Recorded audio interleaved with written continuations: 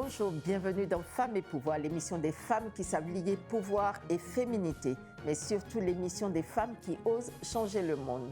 Je suis avec mon amie Fabienne Fayad, coach d'affaires et fondatrice du blog Entrepreneuse, le blog pour aider les femmes à entreprendre. Ensemble, nous allons accueillir notre invitée du jour, Sonia Gagnon. Bonjour Fabienne. Bonjour Madame Gagnon, Bonjour. comment ça va? Bonjour Fabienne, bonjour Carole, oui ça va bien. Bon, ben super, je suis contente d'être avec vous ce matin. Alors, Sonia Gagnon, vous êtes vice-présidente vente et marketing de l'outil de communication Vis-à-vis. C'est un outil que vous avez créé ou co-créé et dont qui est un peu comme une version améliorée des appels vidéo et qui a pour but de faciliter les communications virtuelles en tout temps et de sécuriser les échanges professionnels. Que signifie pour vous le mot pouvoir, Sonia Gagnon? Pour moi, le pouvoir est un très grand mot. Je dirais que le pouvoir, c'est pouvoir aider justement à changer les choses et de sortir un petit peu en dehors de la boîte. Puis, le pouvoir ne se fait jamais seul. Il faut être accompagné de des gens pour pouvoir justement arriver à des changements. Je trouve que c'est un poids pour une seule personne, un pouvoir qui est très large. Et moi, je le partage avec d'autres. Et justement, en le partageant avec d'autres, comment est-ce que ça se traduit pour vous dans votre environnement personnel et professionnel? Je dirais que pour moi, ce qui est important, j'ai besoin moi-même d'être sécurisée dans toutes les décisions que je prends. Alors, l'apport des autres, pour moi, est important. Et ce qui est intéressant, c'est d'avoir un apport de d'autres qui ont les mêmes valeurs, mais qui sont différents de nous.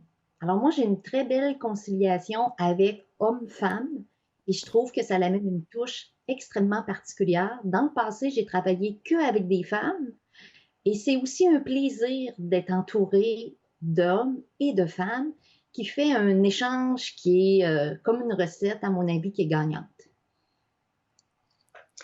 Euh, Bonjour. Alors, pour vous, Vis-à-vis n'est pas seulement un outil de vidéo instantanée, mais un système complet de prise d'appel dans le nuage et qui permet d'humaniser les discussions entre un représentant et son client à distance. Pouvez-vous nous le présenter? Oui, tout à fait. Vis-à-vis vient à la base d'une histoire qui est particulière. J'ai rencontré un concepteur qui a développé, qui a vraiment développé Vis-à-vis. Et on a gardé le nom parce que moi, je trouvais que ça disait tout. Vis-à-vis, pour moi, c'est un en face de l'autre et c'est un privilège d'être avec les gens.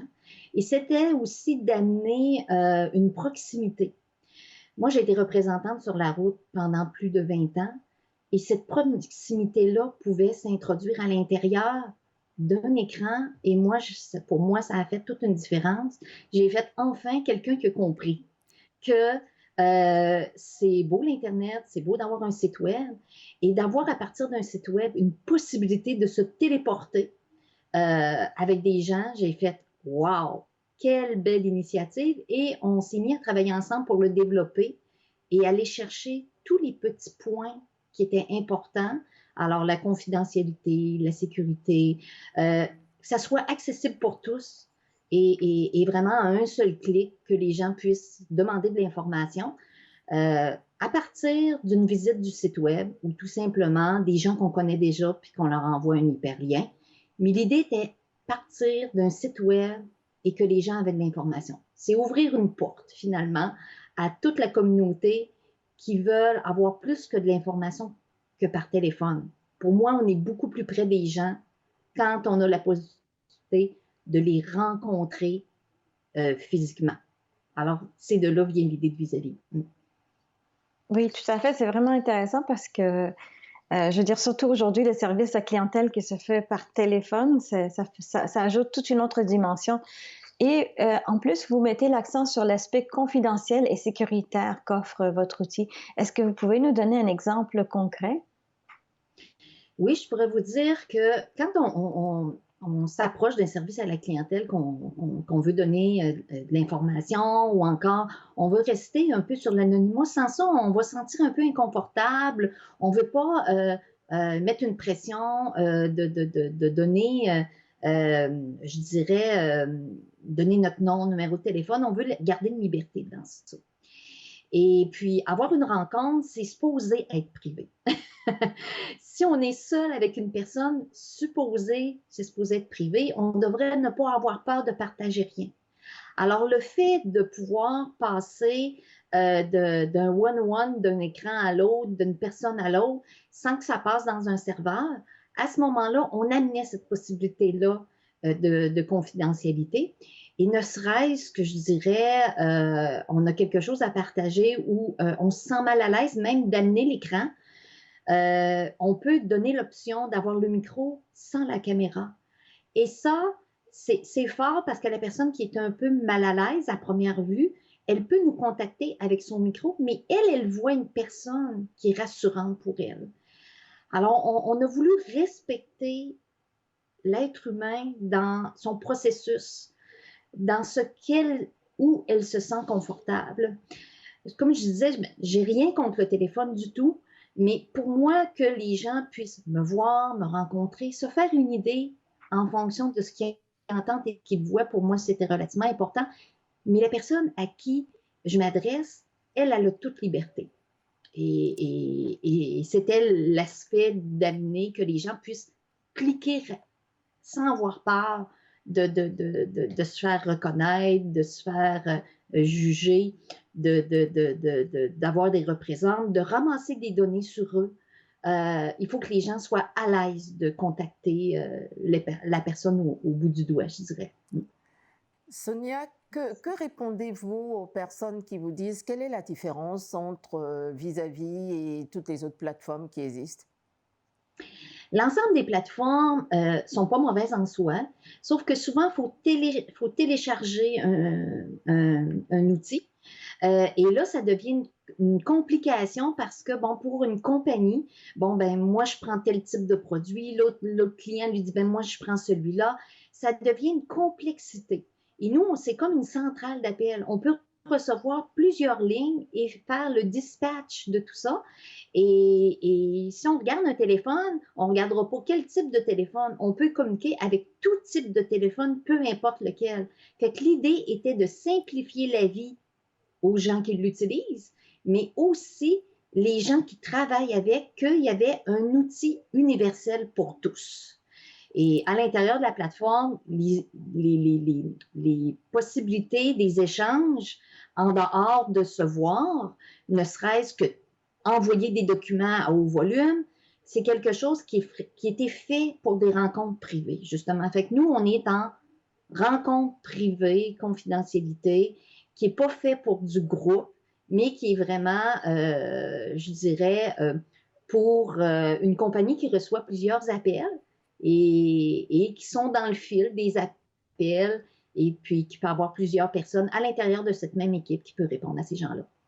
Et est-ce qu'une personne peut ouvrir plusieurs portes? Tout à l'heure, vous donniez l'exemple d'ouvrir la porte. Est-ce qu'une personne peut ouvrir plusieurs portes et parler à plusieurs personnes en même temps? Ou est-ce que je parle qu'à une seule personne? Et ma deuxième question, c'est combien ça coûte un abonnement Vis-à-vis chez vous? OK. Dans le fond, si on revient comme un centre d'appel, on peut avoir plusieurs lignes, plusieurs personnes qui appellent, mais on ne parlera pas à ces personnes-là tous en même temps. À moins que vous ayez plusieurs agents et chacun prend le fil et entend sonner, ils prennent l'appel conséquence une après l'autre. Et comme je disais, on ne peut pas prendre tous les appels que tous les gens se parlent en même temps que les échanges, c'est du one-one. Mais la réception d'appels peut se faire de plusieurs personnes. Un exemple concret, je reçois un appel, je suis avec quelqu'un, moi j'ai un tableau de bord qui me permet de voir si j'ai un autre appel. Alors, ça me permet de mettre la personne en pause, d'aller répondre à l'autre, comme si elle serait dans une salle d'attente et de lui dire que je termine dans quelques minutes et que je lui reviens. Et d'aller finir mon appel avec la personne et revenir rechercher l'autre personne. Alors, le principe est vraiment d'une centrale d'appel, comme si on serait au téléphone, mais on a tout l'aspect du vidéo à ce moment-là. Et le coût pour utiliser Vis-à-vis est une licence de 59 $ par mois. Puis on a des prix de volume et tout ça pour si vous êtes 5, 6 personnes qui travaillent pour l'entreprise. Puis on a développé aussi dernièrement une possibilité de prendre les appels pour les compagnies. Bon, il y a déjà des services d'appel qui existent pour prendre les appels et fixer les rendez-vous pour ces compagnies-là. On développe actuellement une équipe pour être capable de le faire pour ceux qui en ont besoin. Et voilà. Très bien. Très, très intéressant. Vous nous avez expliqué tout à l'heure comment vous aviez choisi le nom de l'entreprise. Moi, je suis intriguée un peu par le logo qui est une bulle avec deux E. D'où est-ce que ça vient? L'idée, c'était justement avec une équipe marketing où ce que les deux bulles, les deux E représentent deux visages. Et les avoir un en face de l'autre, un en arrière de l'autre, c'était deux personnes qui se regardaient, un en face de l'autre. Alors, la bulle entourée des deux E correspond à deux personnages, finalement, qui sont face à face ou vis-à-vis, exactement. D'accord, merci. Est-ce qu'il y a beaucoup de femmes dans votre environnement professionnel? C'est drôle, hein, parce que on dirait que ça touche beaucoup, beaucoup les femmes. Probablement par rapport à du côté maternel ou ce que c'est important pour nous d'avoir une proximité. Et c'est de là où c'est intéressant parce que les femmes vont avoir une plus grande ouverture d'utiliser ce type d'outils-là souvent que les hommes. Les hommes, il faut que ça soit le côté pratico-pratique, le fait de voir la personne qu'on a démontré quelque chose, ça va plus vite, on fait un crochet, c'est réglé. Tandis que la femme, elle, ça va être pour entretenir une relation, être plus près des gens, ressentir l'émotion de l'autre, cette facilité-là d'être en contact et de bâtir une relation à long terme aussi. Alors, je pense que les femmes sont, je dirais, plus précurseurs d'ouvrir la porte à ce type de technologie-là. Parlons un peu du pouvoir et de votre expérience avec le pouvoir en tant que femme. Est-ce qu'il y a une différence pour vous entre une femme et un homme vu qu'on est sur ce sujet-là? Oui, pour moi, je pense qu'il y a une différence et la femme amène un côté de balancer les choses. Je veux dire, les hommes sont vraiment plus au niveau du caractère, très ciblé, action, réaction, mais tout ça doit être enrobé finalement d'une certaine émotion. Moi, la base du travail que je fais a toujours été en contact avec les gens. Fait que je suis une personne qui est très émotionnelle. Et de bâtir des relations, ça prend une émotion. Ça prend, oui, une structure, mais ça prend surtout un lien de confiance et une émotion qui doit être établie. Puis je crois sincèrement que de mettre un équilibre des deux fait une combinaison gagnante. Très bien. Ben, je crois que sur ce mélange et ce cocktail de hommes-femmes, on va marquer une petite pause et on revient dans quelques instants. Merci beaucoup.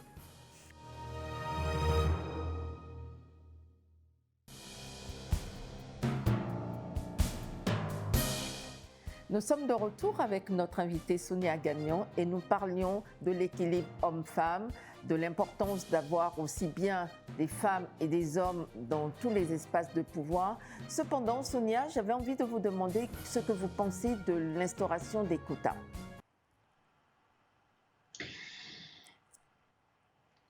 Ils doivent être présents, c'est sûr. Je pense que pour moi, c'est un mal nécessaire. Mais je dis bien un mal nécessaire.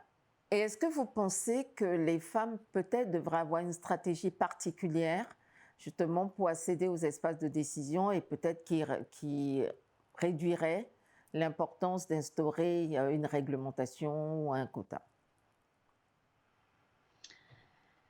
Moi, je pense que chacune des personnes, que ce soit homme ou femme, ont des possibilités. Et c'est le mariage entre chacun qui va amener à du résultat. Et pour moi, c'est une question de vision. C'est une question d'évolution.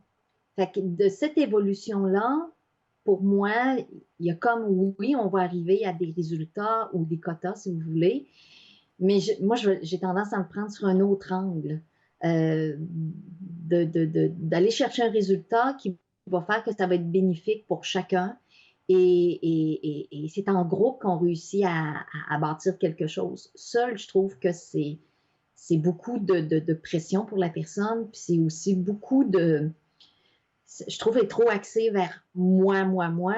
Moi, je suis une fille collective. Et, et, et pour moi, le côté collectif doit être nourrir une personne dans ce qu'elle se sent bien, qui va avoir la même motivation que moi d'aller vers quelque chose. Si tu étais une femme une femme d'État ou un chef d'État, laquelle des personnes serais-tu? Ça, c'est une question là, extrêmement difficile parce que, honnêtement, je ne me sens pas une femme de pouvoir. Pour moi, je fais partie d'une équipe de pouvoir, avant tout. Je contribue dans l'ensemble d'amener à quelque chose en espérant amener un changement collectif pour tout le monde. Je dirais, si on regarde monarchie, la reine, moi, c'est plus la princesse Diana qui sortait du corps, en restant elle-même et pas se laisser influencer par ce qui se passe alentour. Elle est restée avec ses valeurs. Et moi, ça, pour moi, ça me parle beaucoup. Une Oui, personne rester authentique et elle-même et s'accrocher à ses valeurs.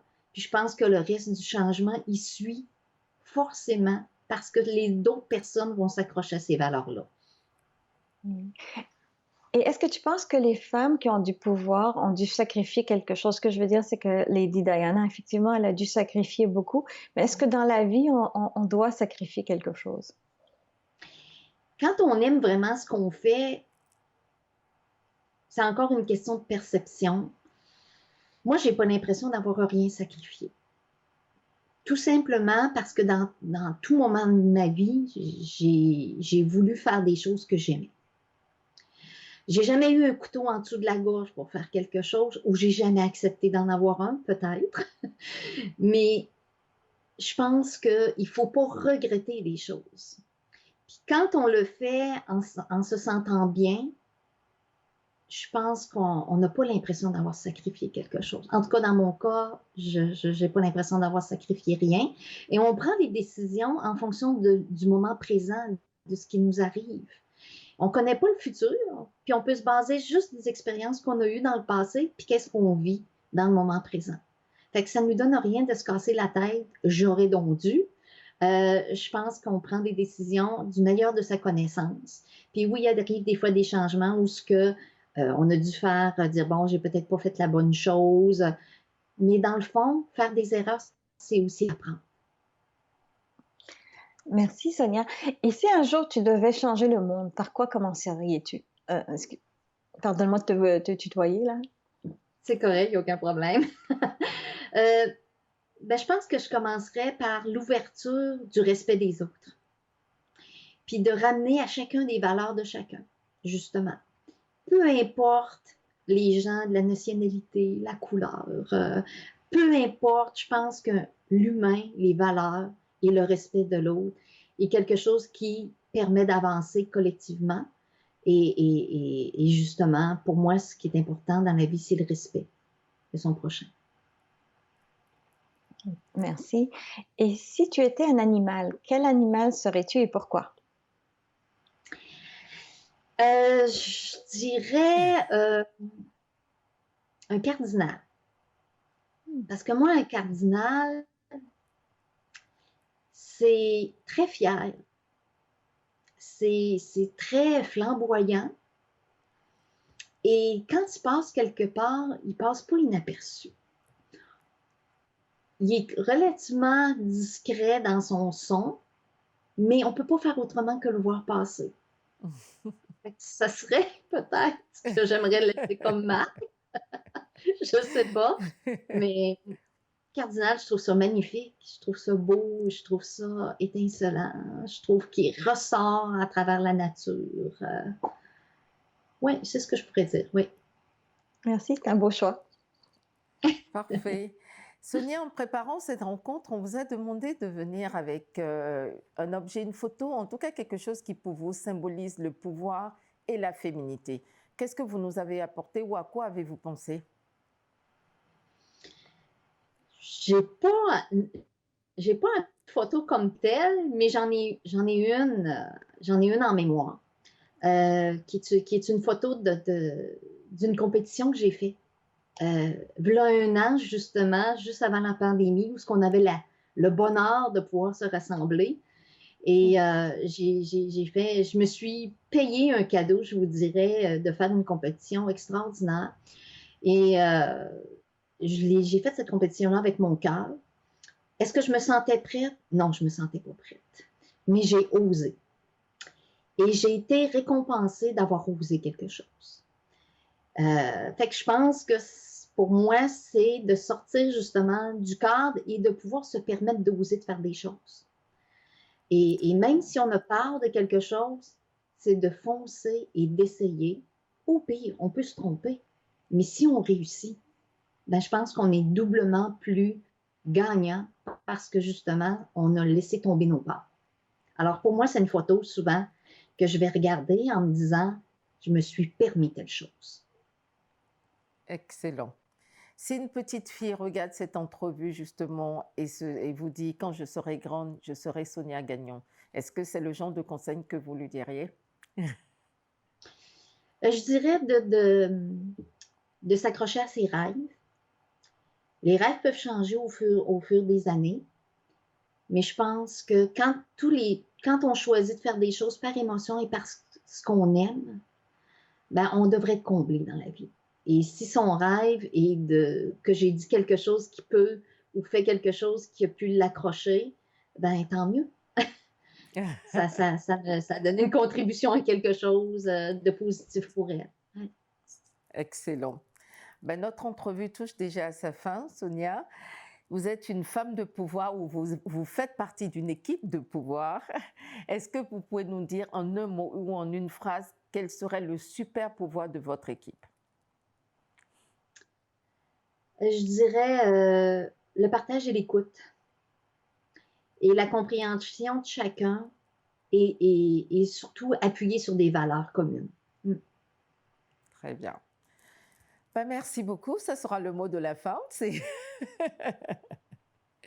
Merci beaucoup d'avoir été avec nous ce matin, Sonia Gagnon.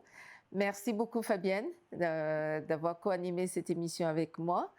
C'était Femmes et Pouvoir, l'émission des femmes qui savent lier pouvoir et féminité. Si cette émission vous a plu, n'hésitez pas à nous soutenir en allant sur tous nos réseaux sociaux et bien évidemment sur notre chaîne YouTube et sur notre site femmesetpouvoir.tv. Je vous dis à très bientôt. Bye bye.